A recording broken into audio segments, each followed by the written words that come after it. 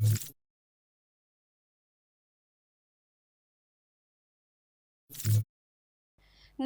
હું છું પ્રિયા અને તમે જોઈ રહ્યા છો જનતા કી જાણકારી ન્યૂઝ। નજર કરીએ આજના સમાચાર। થરાદ કોર્ટે વેપારીની હત્યાના આરોપીઓને ફટકારી આજીવન કેદની સજા। આજીવન કેદની સજાની સાથે બંને આરોપીઓને 1.5 લાખ રૂપિયાનો દંડ પણ ફટકારાયો। હત્યાના આરોપી રમેશ ચૌધરી અને કિરણ ઠાકોરને કોર્ટે ફટકારી સજા। ડીસાના દાડમ વેપારી સંતોષભાઈની 4 વર્ષ પહેલા દોરડાથી ગળે ટૂંપો દઈ કરાઈ હતી હત્યા। આરોપીઓએ હત્યા કરી લૂંટ કરી પુરાવાનો નાશ કરવા વેપારીની લાશ કેનાલમાં ફેંકી દીધી હતી। થરાદ પોલીસની તપાસમાં આરોપીઓ રમેશ ચૌધરી ભેંસાણા અને કિરણ ઠાકોર ભીમ બોરડીના નામ ખુલતા તેમની કરાઈ હતી અટકાયત।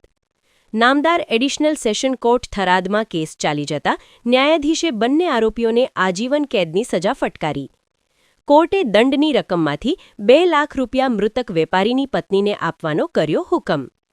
રિપોર્ટ ભરત ઠક્કર, ડીસા। હકીકત એવી છે કે ડીસાના સંતોષભાઈ ઉર્ફે સંજયભાઈ માળી દાડમ લેવેટનો ધંધો કરતા હતા અને લાખણી, દિયોદર, વાવ અને થરાદના દાડમના ખેડૂતો સાથે મળી અને એમની સાથે દાડમ લેવાની અને દાડમના પૈસા ચૂકવવાના એવો એમનો ધંધો હતો।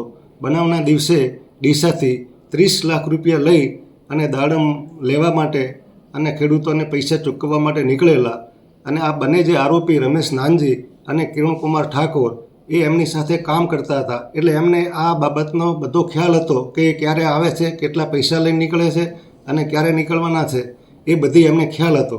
એટલે જ્યારે એ દિવસે નીકળ્યા એ દિવસે લાખણી અને છેલ્લે ધ્રાંડવ દિયોદર તાલુકાના ધ્રાંડવ ગામે ગયેલા અને ધ્રાંડવથી એમના પછી રાત્રે 9 વાગ્યા પછી આ સંતોષકુમારનો કોન્ટેક્ટ થયેલો નહીં અને જ્યારે એમની પત્નીએ ફોન કર્યો ત્યારે એમણે કીધું હું અત્યારે ધ્રાંડવ છું અને એના પછી એમનો કોન્ટેક્ટ થયો નહીં।